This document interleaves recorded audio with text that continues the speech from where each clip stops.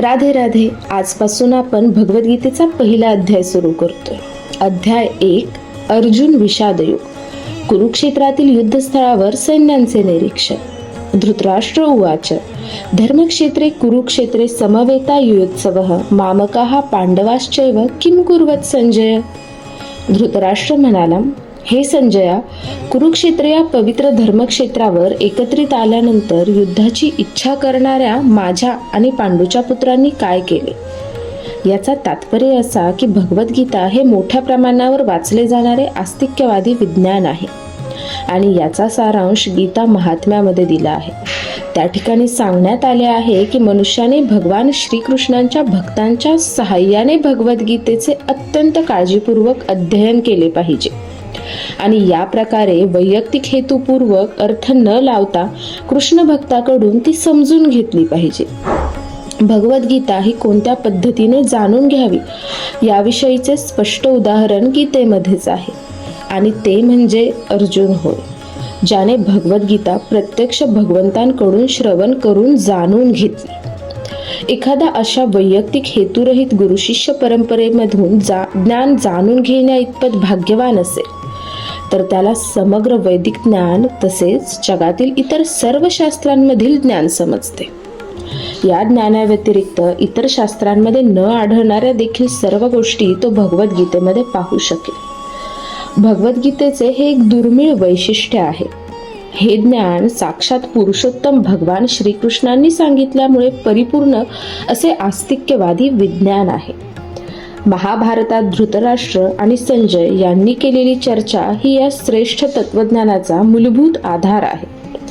पुरातन वैदिक काळापासून पवित्र तीर्थस्थळ असणाऱ्या कुरुक्षेत्र या ठिकाणी गीतेमधील तत्वज्ञान सांगण्यात आल्याचे आपल्याला समजून येते. स्वतः भगवंत या पृथ्वी तलावर होते तेव्हा मानव समाजाच्या मार्गदर्शनाकरता त्यांनी हे ज्ञान सांगितले. येथे धर्मक्षेत्र, जेथे धार्मिक कार्ये केली जातात असे ठिकाण, हा शब्द अत्यंत महत्त्वपूर्ण आहे कारण कुरुक्षेत्राच्या युद्धभूमीवर पुरुषोत्तम श्री भगवान अर्जुनाच्या बाजूने उपस्थित होते. कुरूंचा पिता धृतराष्ट्र हा आपल्या पुत्रांच्या अंतिम विजयासंबंधी अत्यंत साशंक होता आणि त्यामुळेच त्याने आपला सचिव संजय याच्याकडे विचारणा केली की त्यांनी काय केले. पूर्ण निर्धारयुक्त युद्ध करण्याच्या सिद्धतेने स्वतःचे आणि आपला धाकटा भाऊ पांडू याचे पुत्र हे कुरुक्षेत्र येथील रणभूमीवर एकत्र आले असल्याची त्याला पुरेपूर माहिती होती. तरी सुद्धा त्याची विचारणा महत्त्वपूर्ण आहे.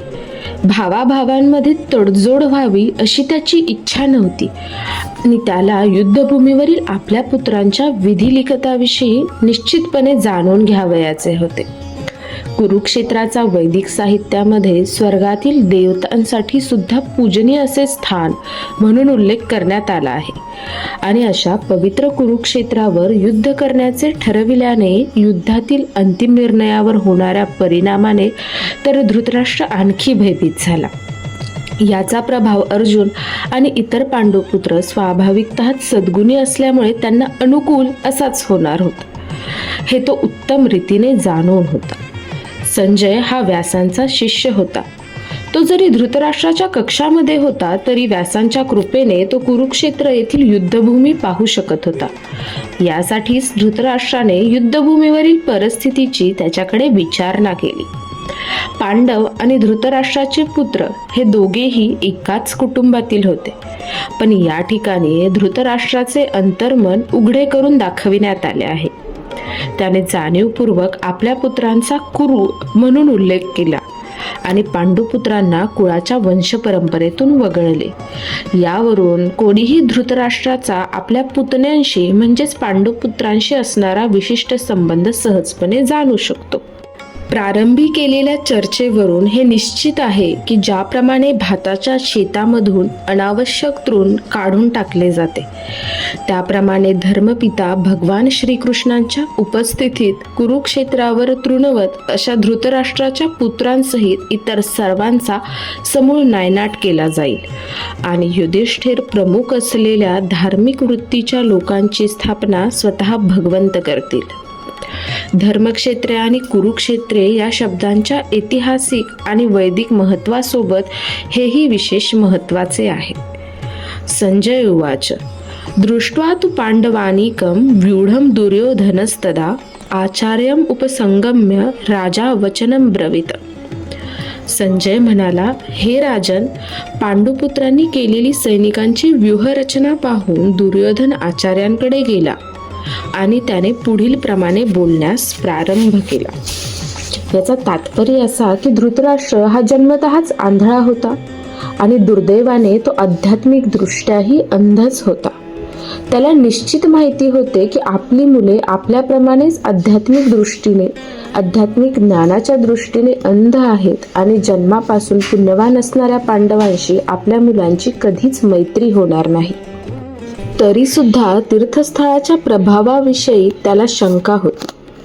धृतराष्ट्राने युद्धभूमीवरील परिस्थिती संबंधी केलेली हेतुपूर्वक विचारणा संजय जाणू शकत होता.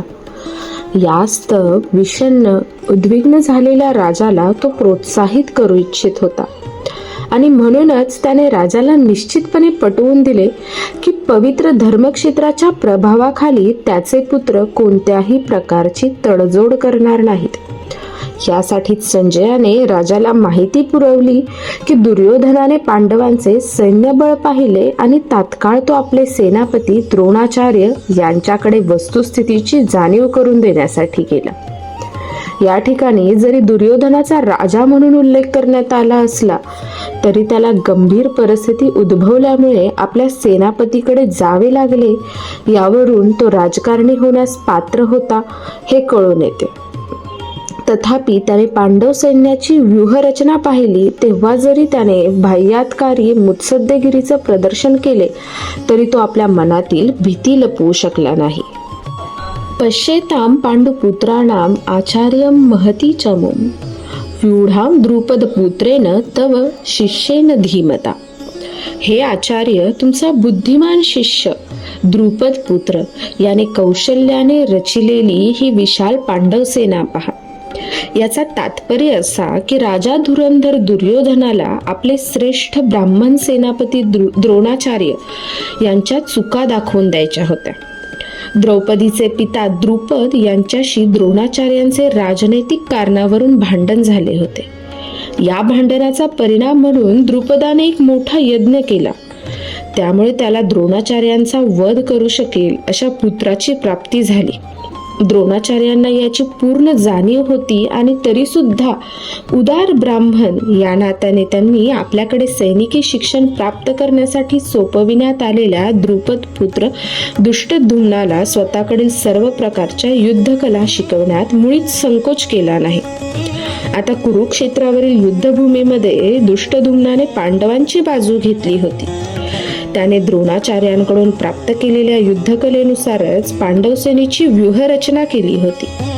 द्रोणाचार्यांनी युद्ध करतेवेळी कोणत्याही प्रकारची तडजोड न करता दक्ष राहावे म्हणून दुर्योधनाने त्यांची ही चूक त्यांच्या लक्षात आणून दिली.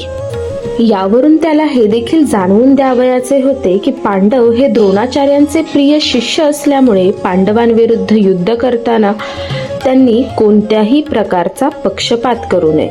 विशेषतः अर्जुन हा त्यांचा बुद्धिमान आणि सर्वात प्रिय शिष्य होता. अशा प्रकारचा सौम्यपणा युद्धात पराभूत होण्यास कारणीभूत ठरू शकतो असेही दुर्योधनाने सूचित केले. अत्र शूरा महेश्वासा भीमार्जुन समायुधी युयुधानो विराटश्च द्रुपदश्च महारथ. म्हणजे येथे या सैन्यामध्येही भीम आणि अर्जुन यांच्या समान शूर आणि महान धनुर्धर आहे. तसेच युयुधान, विराट आणि द्रुपद यांच्याप्रमाणे श्रेष्ठ योद्धे सुद्धा आहेत. याचा तात्पर्य असा की द्रोणाचार्यांच्या बलशाली आणि निपुण युद्धकलेसमोर दुष्टद्युम्न काही फारसा मोठा अडथळा नव्हता. तरी भय वाटण्यासारखे इतरही अनेक योद्धे होते. दुर्योधन त्यांचा उल्लेख विजयाच्या मार्गातील अत्यंत मोठे अडथळे म्हणून करतो, कारण त्यांच्यापैकी प्रत्येक जण भीम आणि अर्जुन यांच्या इतकाच शक्तिशाली होता. त्याला भीम आणि अर्जुन यांच्या शक्तीची पुरेपूर जाणीव होती आणि म्हणून त्याने इतरांची तुलना त्यांच्याशी केली. दुष्टकेतुश्च केती दुष्टकेतूचे केतान काशीराजः च वीर्यवान उरुजित कुंतीभोजश्च शैब्यश्च नरपुंगवः. या सैन्यामध्ये श्रेष्ठ शूरवीर आणि बलशाली असे धृष्टकेतू, चेकितान, काशीराज, उरुजित, कुंतीभोज आणि शैब्य यांच्यासारखे योद्धे आहेत. युधाम अन्युश्च विक्रांत उत्तमोजाश्च वीर्यवान सौभद्रो द्रौपदेयाश्च सर्व एव महारथा. म्हणजे येथे या सैन्यामध्ये पराक्रमी युधामन्यू, अत्यंत शक्तिशाली उत्तमोजा, सुभद्रा पुत्र आणि द्रौपदीचे पुत्र आहेत. हे सर्व योद्धे महारथी लढवय्ये आहेत. अस्माकं तु विशिष्टाये तन्नी बोध द्विजोत्तमा नायका मम सैन्यस्य संज्ञार्थं तान् ब्रवीमि. हे ब्राह्मण श्रेष्ठा, तुमच्या माहिती करता माझ्या सैन्याचे नेतृत्व करण्यासाठी विशेष पात्र असणाऱ्या सेनाधिकाऱ्यांविषयी मी तुम्हाला सांगतो. भावान भीषश्च कर्णश्च कृपश्च समितिंजयः अश्वत्थामा विकर्णश्च सौमदंती तथैव च. येथे तुम्ही स्वतः भीष्म, कर्ण, कृप, अश्वत्थामा, विकर्ण आणि भूरिश्रवा नावाचा सोमदत्त पुत्र असे युद्धात नेहमी विजयी ठरणारे योद्धे आहेत. याचा तात्पर्य दुर्योधनाने असामान्य अशा योद्ध्यांचा उल्लेख केला आहे, कारण हे सर्व योद्धे अपराजित आहेत. विकर्ण हा दुर्योधनाचा भाऊ आहे, अश्वत्थामा द्रोणाचार्यांचा पुत्र आहे आणि सोमदत्ती किंवा भूरिश्रवा हा बहालिकांच्या राजाचा पुत्र आहे. कर्ण अर्जुनाचा भाऊ आहे, कारण पांडुराजाशी विवाह होण्यापूर्वीच तो कुंतीच्या पोटी जन्मला होता. कृपाचार्यांच्या जुळ्या बहिणींचा द्रोणाचार्यांशी विवाह झाला होता. अन्ये च भवः शूरा मदर्थे व्यक्त जीविता नाना शस्त्र प्रहरणा सर्वे युद्ध विशारदा. म्हणजे माझ्यासाठी स्वतःच्या जीवनाचा त्याग करण्यास सदैव तत्पर असलेल्या अनेक शूरवीर येथे आहेत. ते सर्व विविध प्रकारच्या शस्त्रास्त्रांनी सुसज्ज असून युद्धकलेत निपुण आहेत. याचं तात्पर्य जयद्रथ, कृतवर्मा आणि शल्य यांसारख्या इतर योद्ध्यांविषयी सांगावयाचे झाल्यास ते सर्वजण दुर्योधनासाठी आपले जीवन देण्यास तत्पर होते. दुसऱ्या शब्दात सांगावयाचे तर ते सर्वजण पापी दुर्योधनाच्या पक्षाला मिळाल्याने कुरुक्षेत्राच्या युद्धभूमीवर या सर्वांचा मृत्यू अटळ होता. वर सांगितलेल्या आपल्या मित्रांच्या एकत्रित सामर्थ्यावरून दुर्योधनाला मात्र आपल्या विजयाविषयी पूर्ण विश्वास होता. अपर्याप्तम तदस्माकं बलम भीष्माभिरक्षितम पर्याप्तम त्विदम एतेषां बलम भीमाभिरक्षितम. म्हणजे आमची शक्ती अपरिमित आहे आणि पितामह भीष्म यांच्याद्वारे आपण पूर्णपणे सुरक्षित आहोत. परंतु भीमाने काळजीपूर्वक रक्षिलेली पांडवांची शक्ती मर्यादित आहे. तात्पर्य काय, तर या ठिकाणी दुर्योधनाने तुलनात्मक शक्तीचे अनुमान व्यक्त केले. सर्वात अनुभवी सेनापती पितामह भीष्म यांनी सैन्याचे विशिष्टपणे रक्षण केल्यामुळे आपल्या सैन्याची शक्ती अपरिमित आहे असे त्याला वाटते. उलट पक्षी अल्पानुभवी सेनापतीने म्हणजेच भीमाने रक्षिलेले हे पांडव सैन्य सीमित आहे. भीम भीष्मांच्या तुलनेत नगण्यच होता. दुर्योधन भीमाचा नेहमीच मत्सर करीत असे, कारण आपला मृत्यू केवळ भीमाकडूनच होईल हे ते पूर्णपणे जाणून होता. त्याचवेळी अत्यंत श्रेष्ठ सेनापती भीष्म यांच्या उपस्थितीमुळे त्याला स्वतःच्या विजयाची निश्चिती होती.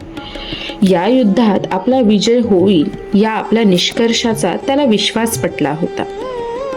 अरणेषु च सर्वेषु यथा भागम अवस्थिता भीष्मम एव अभिरक्षन्तु भवन्तः सर्व एवहि. आता तुम्ही सर्वांनी सैन्यव्यूह रचनेतील नेमक्या ठिकाणी उभे राहून पितामह भीष्मांना पूर्ण सहाय्य केले पाहिजे. याचा तात्पर्य, भीष्मांच्या पराक्रमाची स्तुती केल्यानंतर दुर्योधनाला वाटले की इतर योद्ध्यांना आपण महत्त्व दिले नाही असे कोणाला वाटू नये. म्हणून त्याने नेहमीच्या आपल्या मुत्सद्देगिरीला अनुसरून वरील शब्दांनी परिस्थितीशी जुळवून घेण्याचा प्रयत्न केला. त्याने ठामपणे सांगितले की भीष्मदेव निसंशय सर्वश्रेष्ठ योद्धा आहेत. पण ते वृद्ध असल्याकारणाने त्यांचे सर्व बाजूंनी रक्षण करण्याचा प्रत्येकाने विचार केला पाहिजे. कदाचित ते एकाच बाजूला युद्ध करण्यात गुंतले असतील आणि इतर बाजूने शत्रू या संधीचा लाभ उठवू शकेल. यास्तव इतर योद्ध्यांनी आपली नियुक्त ठिकाणे न सोडता शत्रूला व्यूहरचना भेदू न देणे हे महत्वाचे होते. कुरूंचा विजय भीष्मदेवांच्या उपस्थितीवरच अवलंबून आहे हे दुर्योधनाला स्पष्टपणे कळून आले. युद्धामध्ये भीष्मदेव आणि द्रोणाचार्य यांच्या पूर्ण पाठिंब्याची त्याला निश्चिती होती. त्याचे कारण म्हणजे ज्यावेळी मोठमोठ्या सेनापतींच्या सभेत द्रौपदीचे वस्त्रहरण केले जात होते त्यावेळी तिने या दोघांकडे न्याय याचना केली होती, पण ते एक चकार शब्दही काढू शकले नव्हते. हे दुर्योधन निश्चित जाणून होता. या दोघांच्या मनात पांडवांविषयी जिव्हाळा असला तरी द्यूत क्रीडेप्रमाणेच आताही ते या जिव्हाळ्याचा त्याग करतील अशी त्याला आशा होती. तस्य संजय नयनं हर्षं कुरु वृद्धं पितामह. तस्य संजन नयनं हर्षं कुरु वृद्धः पितामह सिंहनादं विनद्योचे शंखं दद्मो प्रतापवान. नंतर कुरुवंशातील वयोवृद्ध महापराक्रमी आणि सर्व योद्ध्यांमधील अग्रणी अशा भीष्माने सिंहगर्जने समान शंखनाद केला आणि यामुळे दुर्योधन आनंदित झाला. याचा तात्पर्य कुरुवंशातील पितामह आपला पौत्र दुर्योधन याच्या अंतःकरणातील भाव समजू शकले. दुर्योधनाविषयी असलेल्या स्वाभाविक प्रेमामुळे त्याला उत्साहित करण्यासाठी त्यांनी मोठ्याने शंख वाजविला. हा ध्वनी त्यांच्या सिंहासारख्या असणाऱ्या स्थितीला अनुरूपच होता. शंखध्वनीच्या संकेताने त्यांनी आपला पौत्र दुर्योधन याला सूचित केले की तो युद्धात विजयी होण्याची शक्यताच नाही, कारण विरुद्ध पक्षात स्वतः परमपुरुष भगवान श्रीकृष्ण आहे. तरी सुद्धा युद्ध करणे हे त्यांचे कर्तव्य होते आणि यामध्ये ते कोणतेही उणीव ठेवणार नव्हते. ततः शंखाश्च भैर्यश्च पणवानक गोमुखा सहसेवा अभ्यहन्यंत सशब्दस्तु मूलो भवत. त्यानंतर शंख, ढोल, भेरी, नगारे, तुताऱ्या आणि रणशिंगे एकत्रितपणे वाजू लागले आणि त्यांचा एकत्रित ध्वनी अत्यंत भयंकर होता. ततः श्वेते हये युक्ते महती स्यंदने स्थितो माधवः पांडवश्चैव दिव्यो शंको प्रधमध्वत. दुसऱ्या बाजूला शुभ्र अश्वांनी युक्त अशा एका महान रथामध्ये बसलेल्या भगवान श्रीकृष्ण आणि अर्जुन यांनी आपापले दिव्य शंख वाजविले. भीष्मदेवांनी वाजवलेल्या शंखाशी तुलना करताना श्रीकृष्ण आणि अर्जुन यांनी वाजविलेल्या शंखाचे दिव्य म्हणून वर्णन करण्यात आले आहे. दिव्य शंखांच्या नादाने असे सूचित करण्यात आले आहे की पांडवांच्या पक्षात श्रीकृष्ण असल्यामुळे विरुद्ध पक्षाला विजयाची आशा नव्हती, परंतु जयस्तु पांडव पुत्रानाम येषां पक्षे जनार्दनः. पांडुपुत्रांसारख्या व्यक्तींचाच नेहमी विजय होत असतो, कारण भगवान श्रीकृष्ण त्यांचे सहकारी असतात आणि ज्या ठिकाणी भगवंत असतात त्या ठिकाणी लक्ष्मी देवी सुद्धा असते. लक्ष्मी देवी आपल्या पतीविना कधीही एकटी राहत नाही, म्हणून विष्णू किंवा भगवान श्रीकृष्ण यांच्या शंखामधून उत्पन्न झालेल्या दिव्य शंखध्वनीद्वारे कळून आले की भाग्य आणि विजय अर्जुनाची वाट बघत होते.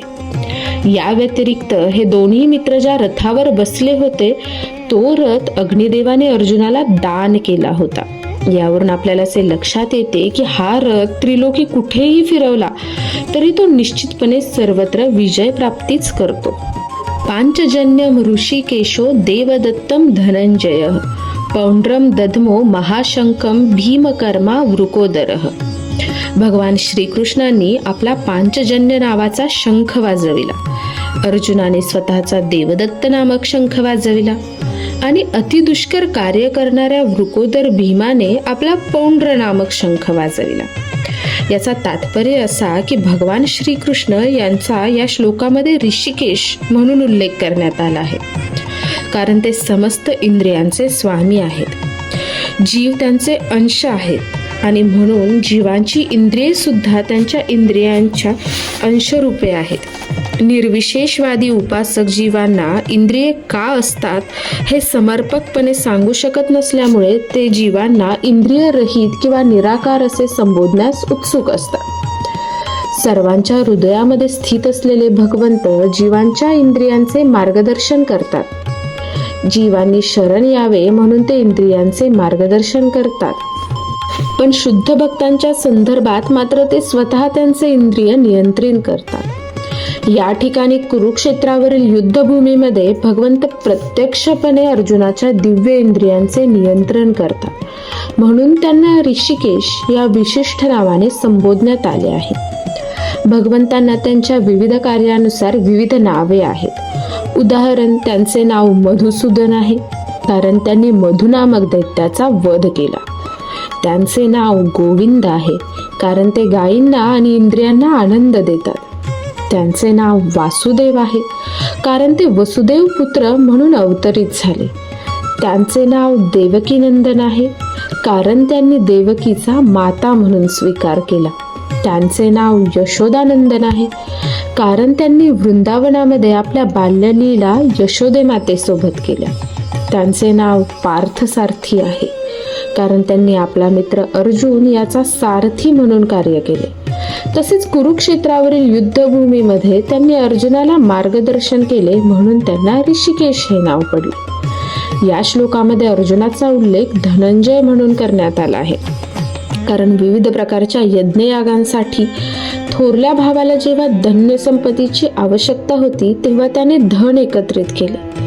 याप्रमाणे भीमाला वृकोदर म्हटले जाते कारण ज्याप्रमाणे तो हिडिंबासुराच्या वधासारखे अतिशय कठीण कार्य करू शकत होता त्याप्रमाणे तो अन्नभक्षणही करीत होता. म्हणून भगवंतांनी वाजविलेल्या आणि नंतर पांडव पक्षातील इतर व्यक्तींनी विविध प्रकारच्या शंखाद्वारे उत्पन्न केलेल्या शंखध्वनीमुळे सर्व सैनिक युद्धासाठी उत्सुक झाले. विरुद्ध पक्षामध्ये महत्त्वपूर्ण असे काहीच नव्हते. त्या ठिकाणी परम मार्गदर्शक भगवान श्रीकृष्ण नव्हते की लक्ष्मी देवीही नव्हती. म्हणून युद्धामध्ये त्यांची हार निश्चित होती आणि शंखध्वनींनी हाच संदेश घोषित केला. अनंत विजयम राजा कुंतीपुत्रो युधिष्ठिरः नकुलः सह देवश्च सुघोष माणिक पुष्पको काश्यश्च परमेश्वासः शिखंडीच महारथ दुष्टधुम्न विराटश्च सात्यकीश्च अपराजितः द्रुपदो द्रौपदेयाश्च सर्वशः पृथिवीपते सौभद्रश्च महाभाऊ शंखादंधन्मो पृथक पृथक. कुंतीपुत्र राजा युधिष्ठिराने आपला अनंत विजय नावाचा शंख वाजविला. त्यानंतर नकुल आणि सहदेव यांनी सुघोष आणि मणिपुष्पक नामक शंख वाजविले.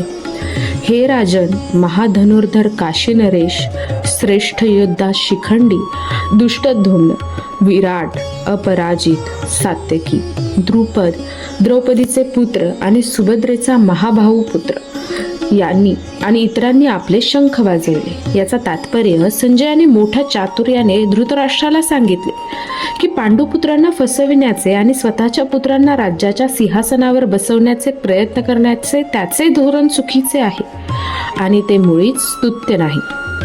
पूर्वलक्षणांवरून तर संपूर्ण कुरुवंश हा या महायुद्धामध्ये मारला जाईल हे स्पष्टपणे कळून आले.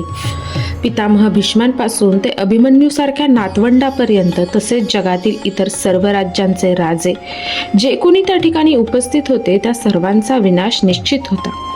राजा धृतराष्ट्रामुळेच ही आपत्ती कोसळली होती कारण त्याने आपल्या मुलांनी स्वीकारलेल्या धोरणाला उत्तेजन दिले होते. स घोषो धृतराष्ट्राणां हृदयानि व्यदारयत नभश्च पृथ्वीश्चैव तुमूलो अभ्य अनुनादयन. हा विविध प्रकारच्या शंखनिनाद वाढतच गेला. या निनादाने आकाश आणि पृथ्वीतल दुमदुमून गेले आणि धृतराष्ट्र पुत्रांची हृदये विदीर्ण झाली. याचं तात्पर्य दुर्योधनाच्या पक्षातील भीष्म आणि इतरांनी जेव्हा शंखनाद केला तेव्हा पांडवांची हृदये मुळीच विदीर्ण झाली नाही. अशा प्रकारच्या घटनांचा उल्लेख आढळत नाही. परंतु या विशिष्ट श्लोकामध्ये पांडव पक्षाच्या बाजूने करण्यात आलेल्या शंखध्वनीमुळे धृतराष्ट्र पुत्रांची हृदय विदीर्ण झाली असे सांगितले आहे. याचे कारण म्हणजे पांडव आणि त्यांचा भगवान श्रीकृष्णांवरील दृढ विश्वास होय. जो भगवंताचा आश्रय घेतो तो महाभयानक आपत्तीमध्येही भयभीत होत नाही. अथ व्यवस्थितान दृष्ट्वा धार्तराष्ट्र कपिध्वज प्रवृत्ते शस्त्र संपाते धनुरुद्यम पांडवः ऋषिकेशम तदा वाक्यम इदम आह महीपते. हनुमानाचे चिन्ह असलेल्या ध्वजाच्या रथावर आरूढ असलेला पांडुपुत्र अर्जुन त्यावेळी धनुष्य हाती घेऊन बाण सोडण्यास सज्ज झाला. हे राजन, व्यूहरचनेतील धृतराष्ट्रपुत्रांकडे पाहून अर्जुन भगवान श्रीकृष्णांना पुढील प्रमाणे म्हणाला. याचा तात्पर्य युद्धाला आरंभ होण्यास थोडाच कालावधी होता. वरील कथनावरून समजून येते की युद्धभूमीवर प्रत्यक्ष भगवान श्रीकृष्णांद्वारे मार्गदर्शित पांडव सेनेची अनपेक्षित व्यूहरचना पाहून धृतराष्ट्रपुत्र किंचित निराश झाले होते. अर्जुनाच्या ध्वजावरील हनुमानाचे चिन्ह हे विजयाचे आणखी एक लक्षण आहे. कारण राम रावण युद्धामध्ये हनुमानाने प्रभू श्री रामचंद्रांना सहाय्य केले होते आणि आता राम आणि हनुमान दोघेही अर्जुनाला सहाय्य करण्यासाठी त्याच्या रथावर आरूढ होते. भगवान श्रीकृष्ण म्हणजे स्वतः श्रीराम आहेत आणि ज्या ठिकाणी भगवान श्रीराम आहेत त्या ठिकाणी त्यांचा नित्यसेवक हनुमान आणि त्यांची नित्य सहचारिणी भाग्यलक्ष्मी श्रीमती सीतादेवी उपस्थित असते. म्हणूनच कोणत्याही शत्रूकडून अर्जुनाला भयभीत होण्याचे कारणच नव्हते. आणि सर्वात मुख्य गोष्ट म्हणजे इंद्रियांचे स्वामी स्वतः भगवान श्रीकृष्ण ज्याला मार्गदर्शन करण्यासाठी उपस्थित होते त्याप्रमाणे अर्जुनाला युद्ध करण्यासाठी हितकारक मार्गदर्शन प्राप्त होते. आणि भगवंतांनी निर्माण केलेल्या अशा आशादायक परिस्थितीमुळे युद्धामुळे त्याचा विजय निश्चित होता. अर्जुन उवाच सेनयो उभयो मध्ये रथम स्थापय मेच्युतः यावद एतानि निरीक्षे अहम योद्धु कामान् अवस्थितान् कै मया स योद्धव्यम अस्मिन् रणसमुद्यमे. अर्जुन म्हणाला, हे अच्युत, कृपया माझा रथ दोन्ही सैन्यांच्या मध्ये घेऊन जा. म्हणजे येथे युद्ध करण्याच्या इच्छेने प्रेरित झालेल्या आणि ज्यांच्याशी मला या भयंकर शस्त्रास्त्र स्पर्धेमध्ये संघर्ष करावयाचा आहे त्या सर्व उपस्थितांना मी पाहू शकेन. तात्पर्य, श्रीकृष्ण जरी पुरुषोत्तम श्री भगवान असले तरी अहैतुकी कृपेमुळे ते आपल्या मित्राची सेवा करीत होते. ते आपल्या भक्तावरील प्रेमात कधीही चुकत नाहीत, म्हणून त्यांना या ठिकाणी अच्युत असे संबोधण्यात आले आहे.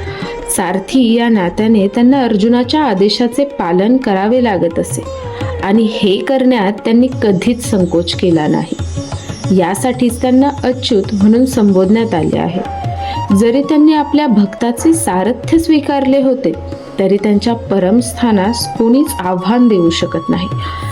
सर्व परिस्थितीत ते सर्व इंद्रियांचे स्वामी पुरुषोत्तम श्री भगवान ऋषिकेश आहेत. भगवंत आणि त्यांचा सेवक यांच्यामधील संबंध अत्यंत मधुर आणि दिव्य असतो.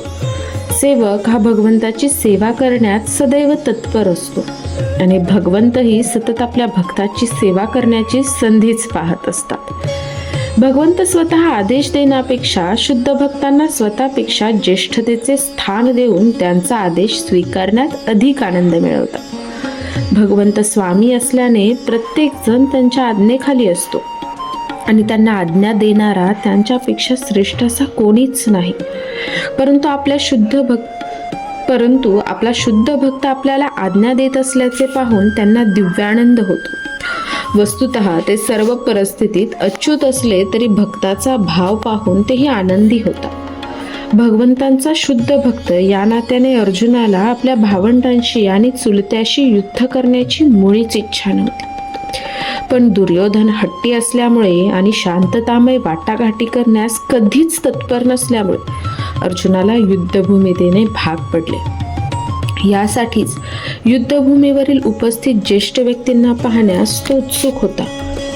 रणांगणावर शांततेचा प्रयत्न करण्याचा जरी प्रश्नच नव्हता तरी त्या व्यक्तींना पुन्हा पाहण्याची आणि एका अनावश्यक युद्धाची मागणी करण्यात ते किती कृतनिश्चयी आहेत हेही पाहण्याची त्याची इच्छा होती. योत्स मानान वेक्षे अहम य एते अत्र समागता धार्तराष्ट्रस्य दुर्बुद्धे युद्धे प्रिय चिकीर्षवः. धृतराष्ट्राच्या दुर्बुद्ध पुत्राला आनंदी करण्याच्या इच्छेने येथे लढण्यास आलेल्यांना मला पाहू दे. तात्पर्य, दुर्योधन पिता धृतराष्ट्र याच्या सहकार्याने दृष्ट बेत आखून पांडवांचे राज्य बळकविणार होता हे उघड गुपित होते. दुर्योधनाच्या बाजूला मिळालेले सर्वजण हे एकाच माळेतील मणी असले पाहिजेत असे लोक कोण आहेत हे जाणून घेण्यासाठी आणि युद्धाला आरंभ होण्यापूर्वी त्यांना पाहण्याची अर्जुनाला इच्छा होती. पण शांततेच्या वाटाघाटींची बोलणी करण्याचा त्याचा मुळीच उद्देश नव्हता. या व्यतिरिक्त ही गोष्ट ही सत्य होती की त्याच्या निकट भगवान श्रीकृष्ण विराजमान होते. त्यामुळे अर्जुनाला विजयाची पूर्ण निश्चिती होती. तरीही आपल्याला ज्यांच्याशी संघर्ष करायचा आहे त्यांच्या बळाचे अनुमान यावे याकरता त्यांना पाहण्याची त्याला इच्छा होती. संजय उवाच एवमुक्तो ऋषिकेशो गुडाकेशेन भारत सेनयो उभयोर्मध्ये स्थापयित्वा रथोत्तमः. संजय म्हणाला, हे भरतवंशजा, या प्रकारे अर्जुनाने म्हटल्यावर भगवान श्रीकृष्णाने दोन्ही सैन्यांच्या मध्यभागी तो सर्वोत्तम रथ उभा केला. तात्पर्य, या श्लोकात अर्जुनाला गुडाकेश म्हणून संबोधण्यात आले आहे. गुडाका म्हणजे निद्रा आणि निद्रेवर विजय प्राप्त करणाऱ्याला गुडाकेश म्हटले जाते. निद्रा याचा अर्थ अज्ञान असाही होतो. अर्जुनाने श्रीकृष्णांशी असलेल्या सख्यत्वामुळे निद्रा आणि अज्ञान या दोन्हींवरही विजय प्राप्त केला होता. श्रीकृष्णांचा शुद्ध भक्त असल्यामुळे तो श्रीकृष्णांना क्षणभरही विसरू शकत नव्हता, कारण भक्ताचा हाच खरा स्वभाव असतो. निर्दिष्ट अथवा जागृत अवस्थेमध्ये भगवत भक्त हा भगवान श्रीकृष्ण यांचे नाम, रूप, गुण आणि लीला यांचे चिंतन करण्यापासून दूर राहूच शकत नाही. अशा रीतीने भक्त श्रीकृष्णांचे सतत स्मरण करून अज्ञान आणि निद्रा यांवर विजय प्राप्त करू शकतो. यालाच कृष्ण भावना किंवा समाधी असेही म्हणतात. ऋषिकेश अर्थात प्रत्येक जीवाचे मन आणि इंद्रिय यांचे मार्गदर्शक या नात्याने भगवंत दोन्ही सैन्यांच्या मधोमध रथ उभ्या करण्याचा अर्जुनाचा आदेश जाणू शकले. पुढे ते अर्जुनाला म्हणाले, भीष्म द्रोण प्रमुखतः सर्वेषां च मिहिक्षितां उवाच पार्थ पश्येतान समवेतान कुरुनीती. भीष्म, द्रोण आणि जगातील इतर सर्व राजांच्या उपस्थितीत भगवान म्हणाले, हे पार्थ, येथे एकत्रित झालेल्या सर्व कुरुवंशीयांना आता पहा. भगवान श्रीकृष्ण हे सर्व जीवांचे परमात्मा स्वरूप असल्याने अर्जुनाच्या मनात काय चालले होते हे ते जाणू शकले. या संदर्भात ऋषिकेश हा शब्दप्रयोगावरून कळवून येते की त्यांना सर्व काही ज्ञात होते. अर्जुनाच्या संदर्भात पार्थ किंवा कुंतीपुत्र अथवा पृथेचा पुत्र हा शब्द सुद्धा तितकाच महत्त्वपूर्ण आहे. मित्र या नात्याने श्रीकृष्णांना अर्जुनाला सांगावयाचे होते की अर्जुन हा त्यांचा आत्तेचा म्हणजेच पृथेचा पुत्र असल्यामुळे त्यांनी अर्जुनाला सारथी होण्याचे मान्य केले होते. अर्जुनाला आता उपस्थित कुरुवंशीयांकडे पहा असे सांगण्यामागे श्रीकृष्णांचा काय उद्देश होता? अर्जुनाला तेथेच थांबून युद्ध करावयाचे नव्हते का? श्रीकृष्णांनी आपली आत्या पृथा हिच्या पुत्रांकडून अशी अपेक्षा कधीच केली नव्हती. मित्रसुलभ विनोद करून अशा प्रकारे श्रीकृष्णांनी अर्जुनाचे मन पूर्वीच ओळखले होते. तत्रा पश्चात स्थितान पार्थः पितॄन अथ पितामहान् आचार्यान् मान तुलान भ्रातॄन् पुत्रान् पौत्रान् सखीस्तथा श्वशूरान् सहृदयश्चैव सेनयो उभयोऽपि. या ठिकाणी दोन्ही पक्षांकडील सैन्यामध्ये आपले वाडवडील, आजी, शिक्षक, मामे, भाऊ, पुत्र, नातवंडे, मित्र तसेच सासरे आणि हितचिंतक अर्जुनाने पाहिले. अर्जुनाने रणांगणावर आपले सर्व नातेवाईक पाहिले. त्याने भूरिश्रवासारख्या आपल्या वडिलांच्या समवयस्क व्यक्तींना, पितामह भीष्म आणि सोमदत्त, द्रोणाचार्य आणि कृपाचार्य यांच्यासारखे गुरु, शल्य आणि शकुनी यांच्यासारखे मामा, दुर्योधनासारखे भाऊ, लक्ष्मणासारखे पुत्र, अश्वत्थामासारखे मित्र, कृतवर्म्यासारखे हितचिंतक इत्यादी सर्व व्यक्तींना पाहिले.